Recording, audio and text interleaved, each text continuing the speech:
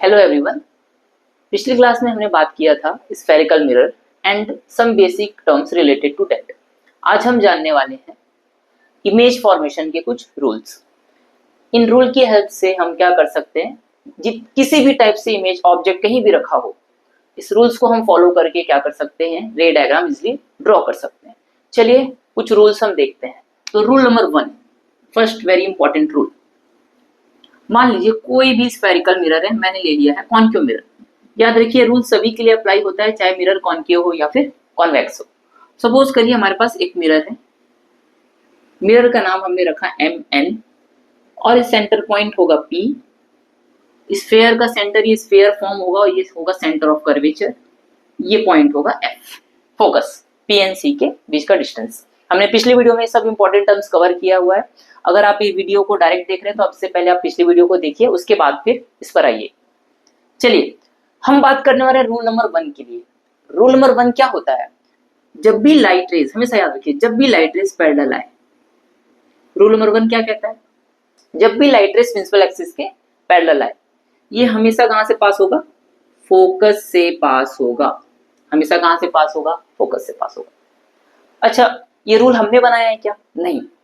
याद करिए first class में हमने बात किया था लॉज ऑफ रिफ्लेक्शन की। ये रूल लॉज ऑफ रिफ्लेक्शन को फॉलो करता है। कैसे? देखिए अगर ये इंसिडेंट रे है, मान लो मैंने नाम दिया A and B, अगर AB इंसिडेंट रे है सो BF क्या है, रिफ्लेक्टेड रे है। अब मुझे जानना है कि ये BF कैसे जाएगा। हो सकता है ये मैं ऐसे रैंडम कहीं भी ड्रॉ कर दूं, लेकिन आपको याद रखिए ये रे कैसे जाएगा ये जानने के लिए हमको ड्रॉ करना पड़ता है नॉर्मल। तो इस पॉइंट पे नॉर्मल कहां से ड्रॉ होगा, किसी भी स्फेरिकल मिरर के लिए नॉर्मल C से ड्रॉ होता है। तो यहां से आप नॉर्मल ड्रॉ करिए इस पॉइंट पे, और ये नॉर्मल C एंगल अगर I है तो ये एंगल R, आपको I equal to R follow करवाना है। जितना I है उतना आप R मेजरमेंट करिए और लाइन ड्रॉ करिए। ये लाइन हमेशा कहां से पास होगी, फोकस से पास होगी। तो रूल नंबर 1 हमने क्या सीखा, जब भी लाइट रेज पैरेलल आए उसके बाद लाइट रिफ्लेक्ट के बाद कहां जाएगी, फोकस से जाएगी। चलिए रूल नंबर 2 जानते हैं। रूल नंबर 2, अब देखिए ये जो रूल नंबर 1 है, हमेशा याद रखिए कोई भी रे डायग्राम हो आपको रूल नंबर 1 करना ही है। कोई भी ऑब्जेक्ट हो आपको पहले लाइट रे लेना ही है पैरेलल टू प्रिंसिपल एक्सिस, ठीक है, और फोकस से आपको क्रॉस करना ही है। रूल नंबर 1 सभी के लिए कंपलसरी है। Now rule number 2, 3, 4 and all. अब देखिए नेक्स्ट क्या है, पॉइंट हमारे पास C है, F है और P है। 3 पॉइंट्स है हमारे पास। तो नेक्स्ट लाइट रेज या तो आप C से ले सकते हैं, या तो आप F से ले सकते हैं, या फिर आप P से, पोल से ले सकते हैं। तो चलिए अब हम C से लेते हैं लाइट रेज।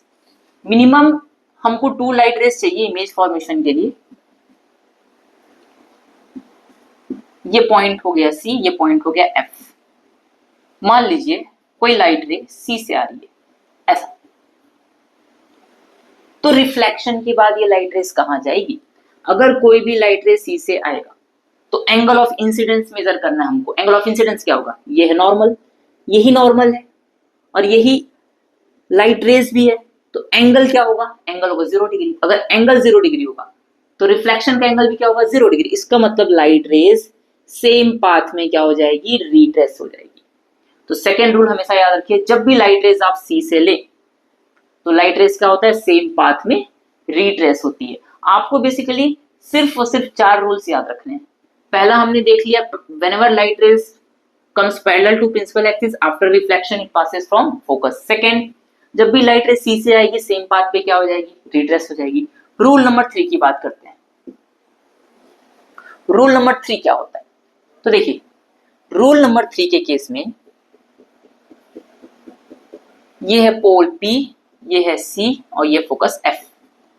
हो सकता है आपको लाइट रेज फोकस से लेना हो, तो जब लाइट रेज फोकस से पास होगी, याद रखिए जस्ट इस रूल का अपोजिट है। जब लाइट रे पैरेलल आती थी तो फोकस से जाती थी, अगर लाइट रेज फोकस से आएगी तो रिफ्लेक्शन के बाद कैसा जाएगा, पैरेलल। यहां सेम अगेन हमको लॉज ऑफ रिफ्लेक्शन ही यूज करना है। यहां से मैं ऐसे नॉर्मल ड्रॉ करूंगा, जितना ये I है उतना R होगा। जब मैं मेजरमेंट करता हूं तो मुझे मिलता है कि लाइट रे एग्जैक्ट कैसे जाती है, पैरेलल टू प्रिंसिपल एक्सिस जाती है। तो 3 रूल हमने अभी देखा है, क्विकली रिवाइज करते हैं। जब भी लाइट रेस पैरेलल जाएगी प्रिंसिपल एक्सिस के, आफ्टर रिफ्लेक्शन फोकस से जाएगी। सेकेंड रूल, जब भी लाइट रेस सी से जाएगी तो सेम पाथ में रिट्रेस होगी। थर्ड, जब भी लाइट रेस फोकस से जाएगी तो आफ्टर रिफ्लेक्शन प्रिंसिपल एक्सिस के पैरेलल जाएगी। I will suggest you this 3 rules are very important. अगर आपको ये रूल पता है तो आप कोई भी रे डायग्राम ड्रॉ कर सकते हैं। चलिए रूल नंबर 4 पे आते हैं। फोर्थ रूल क्या कहता है, चलिए देखिए। सपोज करिए कोई लाइट रेस आपको लेना है पोल से। अगर कोई लाइट रेस पोल से जा रही है, पोल पे इंसिडेंट हुआ, तो याद रखिए जितना, अब मुझे इस पॉइंट पे नॉर्मल ड्रॉ करना है, तो आप देखेंगे कि principal axis itself is a normal to point P। तो ये एंगल I है, तो उतना ही एंगल आपको मेजरमेंट करना है R। इसका मतलब ये है कि इस केस में आपको I equal to R measure करने की जरूरत है। क्यों? इस केस में आपको मेजर करने की जरूरत नहीं पड़ती, क्योंकि आपको पता है कि आपको सिंपल पैरेलल है, आपको फोकस से लाइन ड्रॉ कर देना, आपको I R मेजर करने की जरूरत नहीं होती।